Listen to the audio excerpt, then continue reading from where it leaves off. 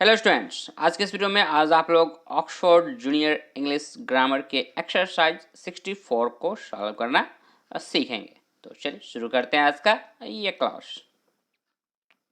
देखिए आपकी स्क्रीन पे सबसे स्टार्टिंग में डायरेक्शन पढ़ लेते हैं, इसके डायरेक्शन को और पता कर लेते हैं जिनके सेंटेंसेस आप देख रहे हैं ना, इन सेंटेंसों का करना क्या है। तो पहले डायरेक्शन को पढ़े तो कह रहा है change the following into the passive voice. कह रहा है कि चेंज कर दीजिए, दैट मीन्स कि बदल दीजिए। क्या कर दीजिए? बदल दीजिए। किसे बदल दीजिए? ये जो सेंटेंस नंबर 1 से लेकर 4 तो आप यहाँ पे देख रहे हैं और इस तरीके से आप आगे और भी सेंटेंसेस देखेंगे। कह रहा है उन सेंटेंसों को बदल दीजिए। और किस में बदल दीजिए? तो कह रहा है पैसिव वॉइस में बदल दीजिए। ठीक है, तो पढ़ लेते हैं सेंटेंस नंबर 1 को। पढ़िए सेंटेंस नंबर 1 पढ़िए। तो कह रहा है Mohan eats a mango. Mohan eats a mango, ये तो हो गया एक्टिव वॉइस। इसका जो पैसिव हो जाएगा मेरे प्यारे विद्यार्थियों, वो हो जाएगा ए मैंगो इज, इस तरीके से लिख लेंगे, a mango is eaten by Mohan. ये हो गया इसका पैसिव वॉइस। अब चलिए अब सीख लीजिए कि बनाइएगा कैसे। एक्टिव सॉरी हाँ एक्टिव एक्टिव ठीक है, एक्टिव ही है। एक्टिव वॉइस आपने पढ़ा मोहन इट्स अ मैंगो, और पैसिव मैंने आपको बता दिया a mango is eaten by Mohan. लेकिन आप इसे बनाइएगा कैसे, तो समझिए। सबसे पहले जो है ना, ढूंढिएगा वर्ब को, क्योंकि पैसिव वॉइस ना एक्टिव पैसिव में सबसे जो इंपॉर्टेंट होता है वो होता है वर्ब। क्या होता है मेरे प्यारे विद्यार्थियों? वर्ब। ठीक है, तो वर्ब को ढूंढिएगा और वर्ब में भी आपको दिखेगा मेन वर्ब। कौन सा वर्ब? Main verb. ठीक है, जैसे मैं लिख रहा हूँ M V, main verb. Main verb यहाँ पे है इट्स। ठीक है, इसके साथ ना आपको दो क्वेश्चन पूछना होता है। एक क्वेश्चन होता है व्हाट, इसके साथ क्वेश्चन पूछिए किसके साथ? वर्ब के साथ। एक क्वेश्चन पूछिएगा व्हाट लगाकर और दूसरा क्वेश्चन पूछिएगा whom लगाकर। तो पूछेगा इट्स व्हाट, इट्स व्हाट क्या खाता है? तो आंसर मिलेगा मैंगो खाता है। मिल रहा है ना आंसर? इट्स व्हाट पहला का आंसर मिल रहा है। इट्स व्हाट क्या खाता है? मैंगो खाता है। इट्स whom किसे खाता है? तो किसे खाता नहीं बल्कि क्या खाता है, ये आंसर है। दैट मीन्स कि यहाँ पे जो आंसर आपको मिला वो किसका मिल गया? व्हाट का। व्हाट का जब आंसर आपको मिल गया, दैट मीन्स कहने का मतलब ये हो गया कि इस सेंटेंस नंबर 1 में जो है ऑब्जेक्ट है वो कौन सा है? ये मैंगो। मैंगो क्या हो गया यहाँ पे? ऑब्जेक्ट हो गया।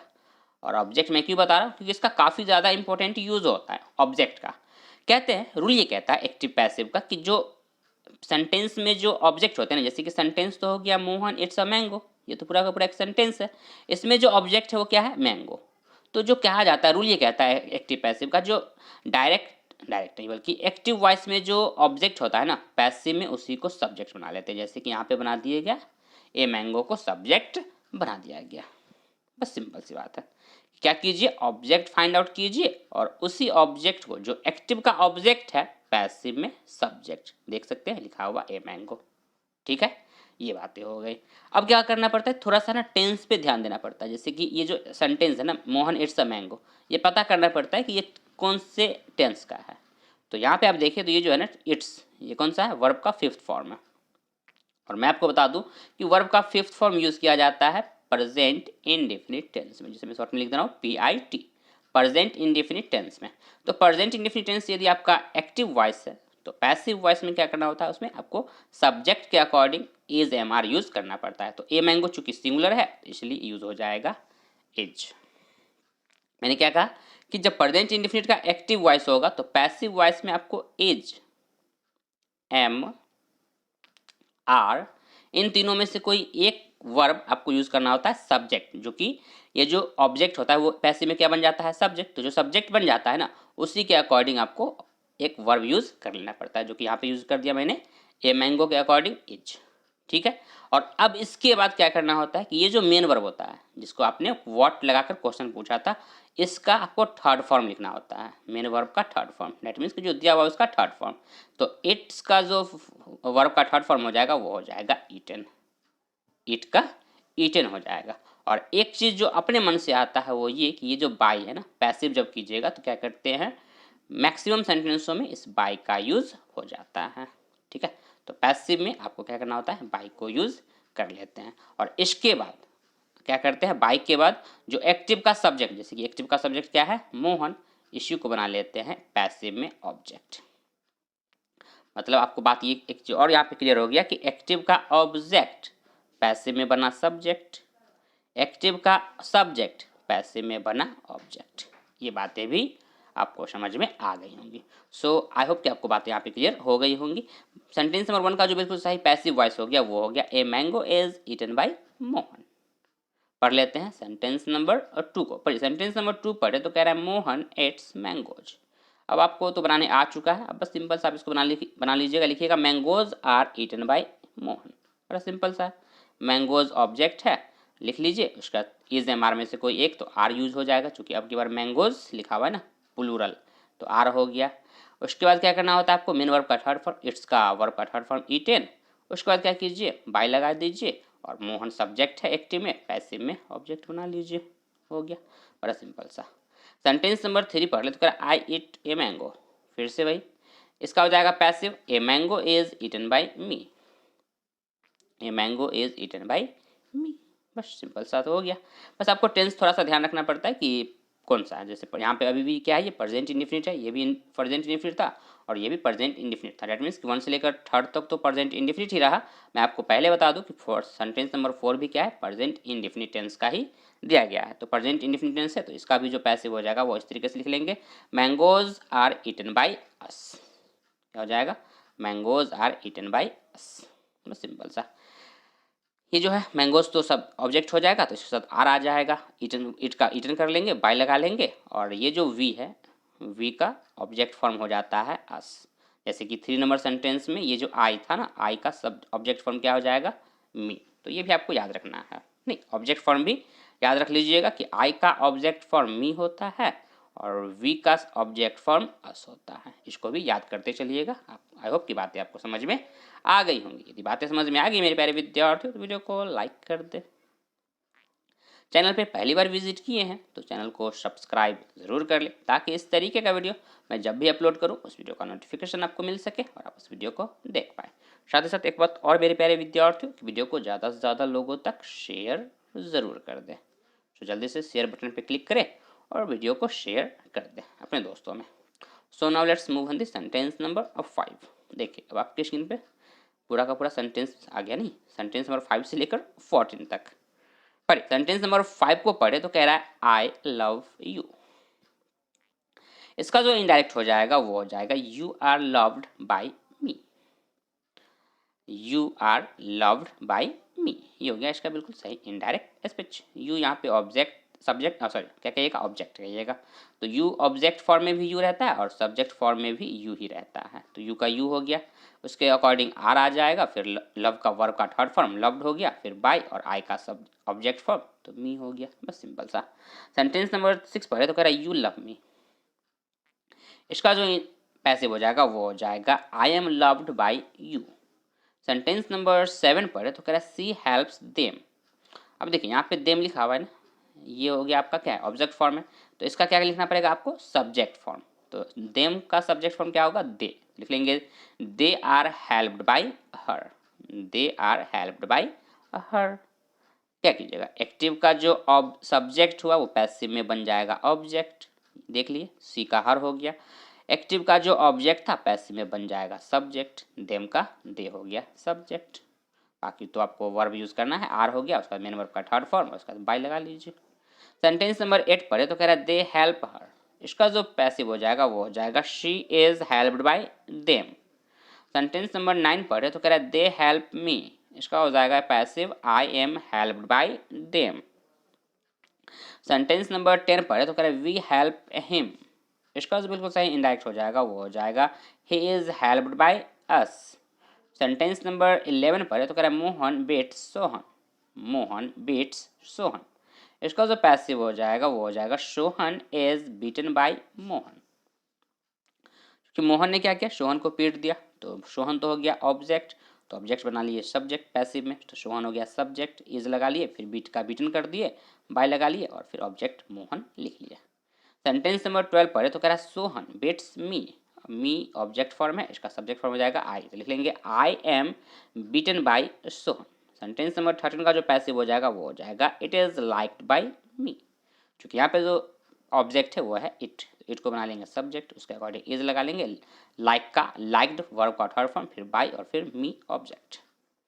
सेंटेंस नंबर 14 पढ़े तो कह रहा है she sings a song. She sings a song.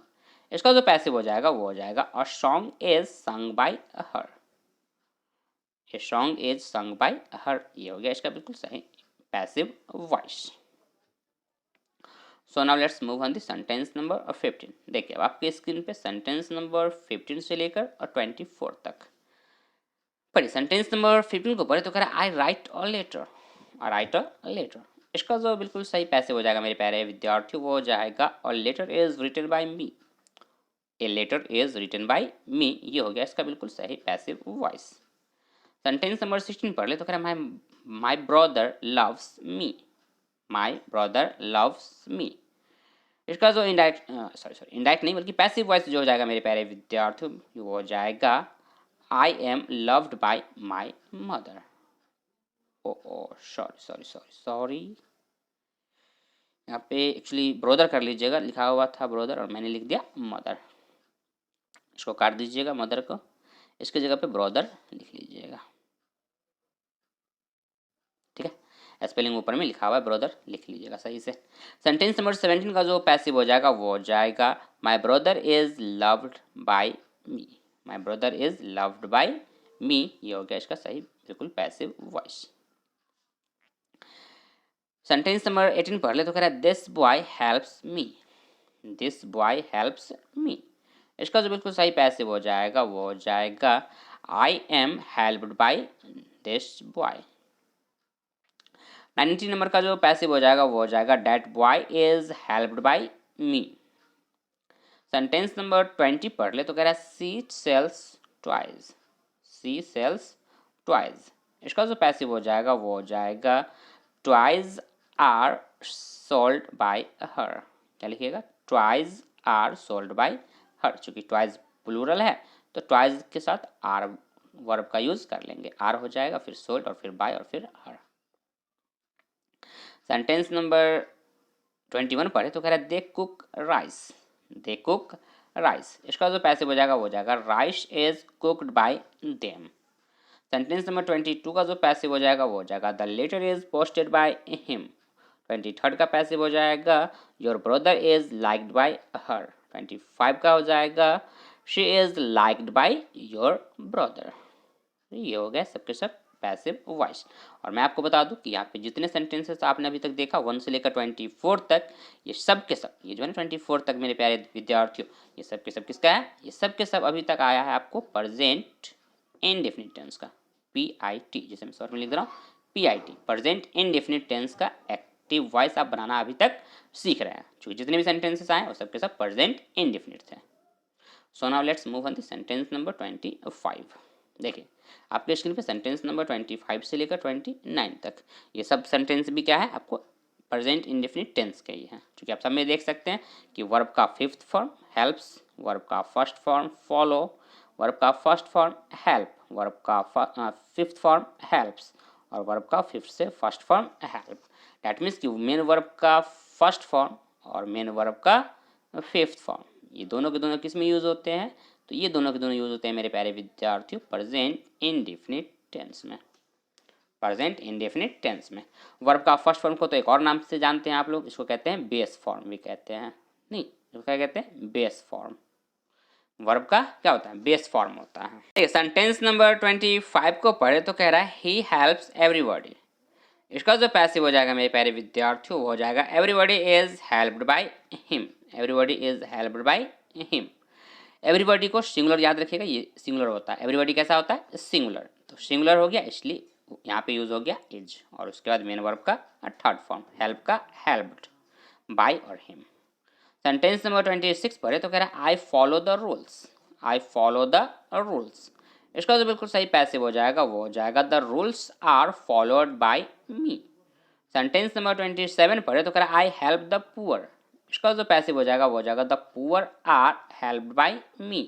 याद रखिएगा द पुअर प्लूरल होता है, पुअर एडजेक्टिव होता है, लेकिन जब आप कह देते हैं द पुअर तो ये अब गरीब नहीं बल्कि गरीब लोग हो जाते हैं। जब बात गरीब लोग की होगी दैट मीन्स की प्लूरल फॉर्म हो गया, द पुअर मतलब गरीब लोग, गरीब लोग जब लोग की बात हो इसका मतलब एक से ज़्यादा, प्लूरल तो द पुअर उसका आ जाएगा आर हेल्प्ड बाय मी।